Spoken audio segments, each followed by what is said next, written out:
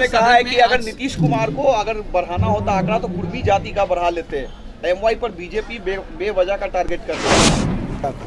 तेजस्वी यादव कहाँ थे? वहाँ तो विरोधी दल के नेता थे। आप तो बड़े पावरफुल मिनिस्टर थे। क्यों चिदम्बरम ने 7 मई 2010 को संसद के फ्लोर पर बयान दिया कि केंद्र सरकार के लिए जातीय गणना कराना संभव है। हर प्रकार से सरकार को सहयोग करने को तैयार है, लेकिन जिस प्रकार से अति पिछड़ों की हकमारी हुई है वो कभी भी हम स्वीकार नहीं करेंगे। सर रिपोर्ट तो आने दीजिए। ये लोग सिर्फ ऊपर जोड़ घटाव दिखाकर काम करना चाहते हैं। हम लोग चाहते हैं पंचायत तक का रिपोर्ट जारी करो। सरकार ने कहा, नीतीश जी ने कई बार कहा कि हम ये जातीय सर्वेक्षण इसलिए कर रहे हैं ताकि उन जातियों के विकास की योजना बना सकें। तो कल देखिए वो को रखते कि नहीं रखते हैं। और सबसे बड़ी बात है कि देखिए रिपोर्ट को तो आज प्रस्तुत किया जाना चाहिए, लोगों को पढ़ने के लिए 24 घंटे का मौका मिलना चाहिए। कल 12 बजे उसको पेश करेंगे और 2 बजे कहेंगे डिबेट होगी। इसका मतलब कि सरकार नहीं चाहती कि डिबेट हो। क्या लगता अगर आज ही ले करते या कल प्रस्तुत करने के बाद लोगों को पढ़ने के लिए 12 घंटे का 14 घंटे का समय देते। आप तो करेंगे 2 घंटे बाद डिबेट करेंगे, वो भी पूरा समय नहीं देंगे, 2 घंटे का केवल समय होगा। तो इतने महत्वपूर्ण मुद्दे पर पूरी डिबेट होनी चाहिए और लोगों को खुलकर अपनी बात करने का मौका मिलना चाहिए। भारतीय जनता पार्टी जातीय गणना के पक्ष में है, हम इसको सार्वजनिक किए जाने। तेजस्वी यादव ने कहा है कि अगर नीतीश कुमार को अगर बढ़ाना होता आंकड़ा तो कुर्मी जाति का बढ़ा लेते। एमवाई पर बीजेपी बेवजह का टारगेट कर रही है। हर प्रकार से सरकार को सहयोग करने को तैयार है, लेकिन जिस प्रकार से अति पिछड़ों की हकमारी हुई है वो कभी भी हम स्वीकार नहीं करेंगे। सर आर्थिक रिपोर्ट पेश करने की भी मांग है आप लोगों की तरफ से कल?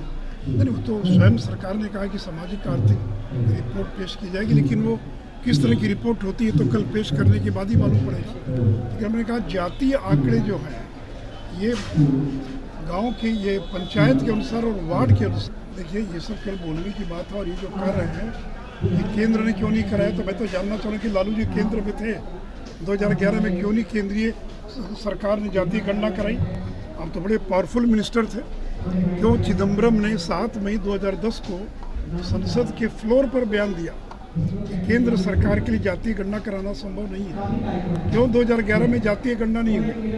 क्यों कांग्रेस शासित राज्यों में आज तक जातीय गणना नहीं हुई? छत्तीसगढ़ में 5 साल सरकार थी, ये राजस्थान में सरकार थी, क्यों नहीं आपने जातीय गणना कराई?